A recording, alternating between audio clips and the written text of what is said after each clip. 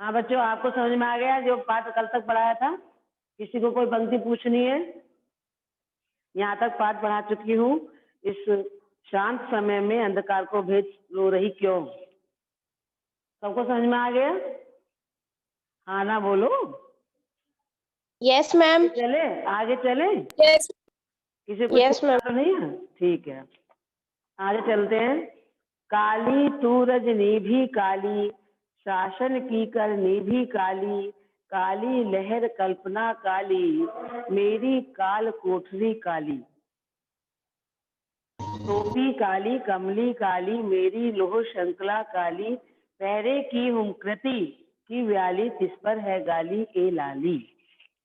प्रस्तुत पंक्तियों में कवि माखनलाल चतुर्वेदी ने बताया है कि जो शासन था ब्रिटिश साम्राज्य, उसके सभी कार्य काले थे, अर्थात अन्याय से परिपूर्ण थे। कैसे थे?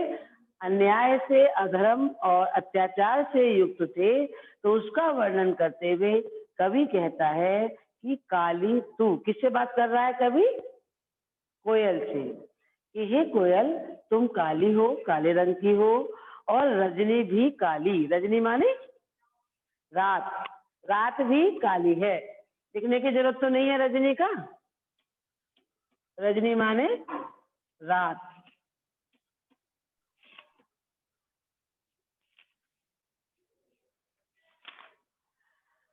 शासन की करनी भी काली। करनी माने काम, कार्य।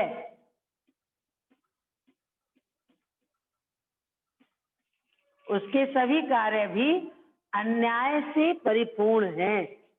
काले मतलब अन्याय से परिपूर्ण हैं। और काली लहर कल्पना काली। अब जो ये वातावरण चल रहा है, चारों तरफ अन्याय का, अत्याचार का चल रहा है, ये मानो हमारी कल्पना भी ऐसी हो गई है और चारों तरफ ऐसा ही वातावरण है। मेरी काल कोठरी काली। जिस कोठरी में, जिस कमरे में, छोटे से कमरे में वो रह रहा है, वो भी काले रंग की है, काले से पुती हुई है। टोपी काली कमली काली। उन कैदियों को ओढ़ने के लिए जो टोपी मिली है वो भी काले रंग की है। और कम्बली कहते हैं कंबल को। कमली माने कंबल। जो उनको कंबल मिला है ओढ़ने के लिए वो भी काले रंग का है।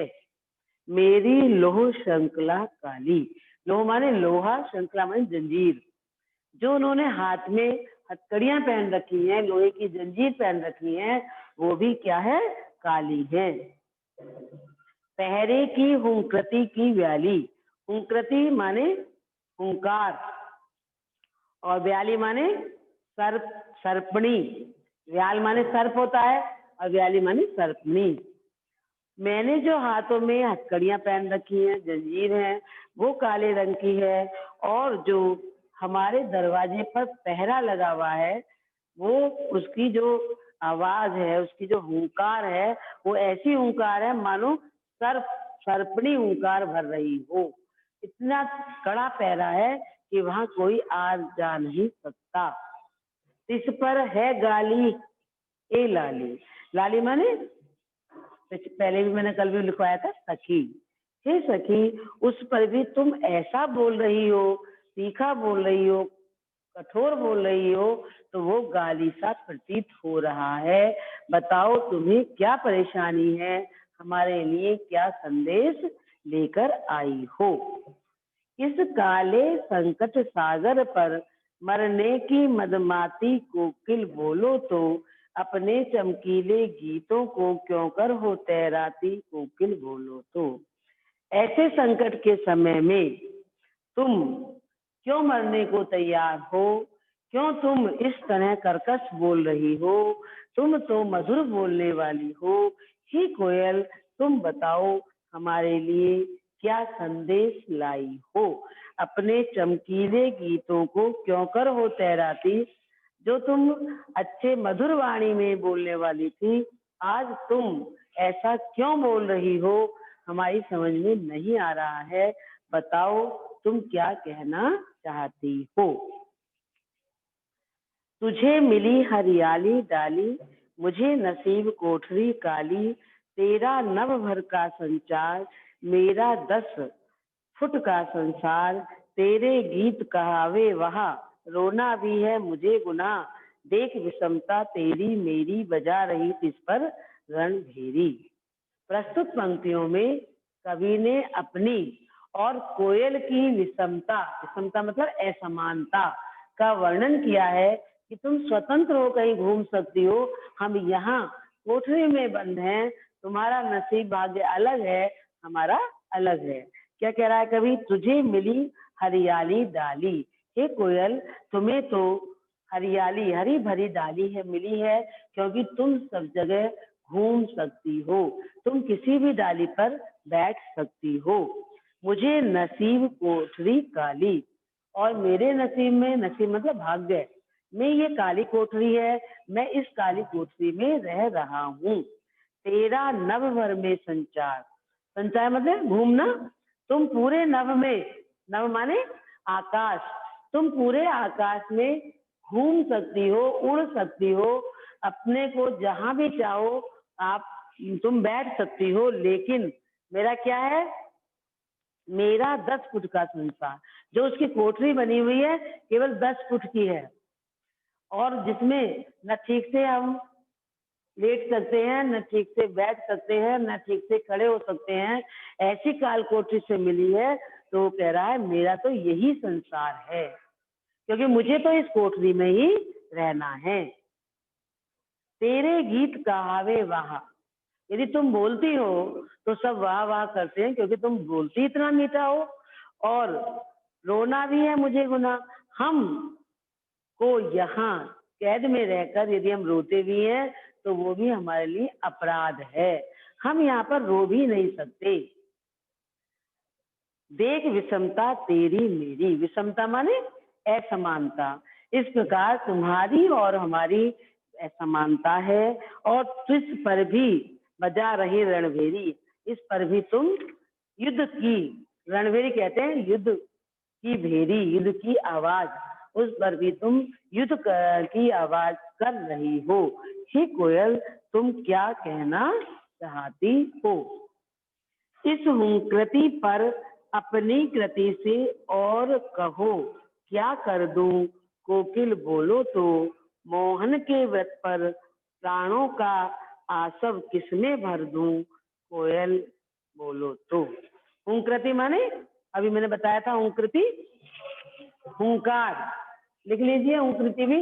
ये शब्द आप अपनी कॉपी पर नहीं लिख सकते तो अपनी किताब पर जरूर लिखेंगे। हुंकृति, हुंकार भरना, विषमता माने असमानता, ये सब लिख लीजिए। इस हुंकार पर, कृति कहते हैं रचना, मैं अपनी रचना में और क्या कहूं। कृति, कृति ये री की आवाज है बच्चों, कृति बोला जाएगा, कृति माने रचना। मैं, तुम और मुझसे क्या कहलवाना चाहती हो, मैं क्या कह दूं ये बताओ, कोयल बोलो। मोहन के व्रत पर, मोहन यहाँ किसके लिए आया है, मोहनदास करमचंद गांधी, गांधी जी के लिए आया है, क्योंकि गांधी जी ने असहयोग आंदोलन छेड़ा था स्वतंत्रता के लिए, वो व्रत लिया था। तो गांधी जी के इस व्रत पर मैं प्राणों का आसव, कहते हैं रस को, इस चीज का रस निकाला जाता है वो आसव होता है, आसव किसमें भर दूं, उस रस को किसमें भरूं। हे कोयल तुम क्या कहना चाहती हो, मैं अपने कृति के माध्यम से और क्या कहूं जो तुम कहना चाहती हो, तो मुझे बताओ, मैं अपनी इस रचना में उसका भी उल्लेख कर दूंगा। इस प्रकार कोयल से कवि अपने मन की बात कह रहा है, और जो अंग्रेजों से आक्रोश है, अंग्रेजों के अत्याचार से जो दुखी है, पीड़ित है, उसको वह उनको बता रहा है। पढ़ के देख लीजिए, जहाँ से समझ में नहीं आएगा आप पूछ लेंगे जल्दी। बच्चों आपका रिवीजन चलेगा, ये पाठ पूरा होने के बाद रिवीजन चलेगा। रिवीजन में आप पहले ग्रामर कर लेंगे, तैयार करके आएंगे। मैं रोज आपका रिवीजन कराऊंगी, सबको बताना है। फिर पाठ करेंगे, पाठ के प्रश्न उत्तर, व्याख्या। और बीच में जो बच्चे तैयारी कर रहे हैं, आपको कोई भी प्रॉब्लम आती है, चाहे गद्य हो, चाहे पद्य हो, चाहे आपकी कहानी हो, चाहे आपकी ग्रामर हो, उसमें आप पहले पूछ लेंगे मुझसे। अब आपको जो 10 मिनट मिलेंगे, ये आपकी समस्या समाधान के हैं। ओके जिसकी मैम। जो भी परेशानी हो, वो आप मुझसे बीच में ही पूछ लेंगे। जो हमारा रिवीजन चलेगा वो अलग है, लेकिन आपका चल रहा है तो आप बीच में से कुछ भी मुझसे पूछेंगे। जल्दी से पढ़ के देखिए, कुछ पूछना है? पूछिए जल्दी से।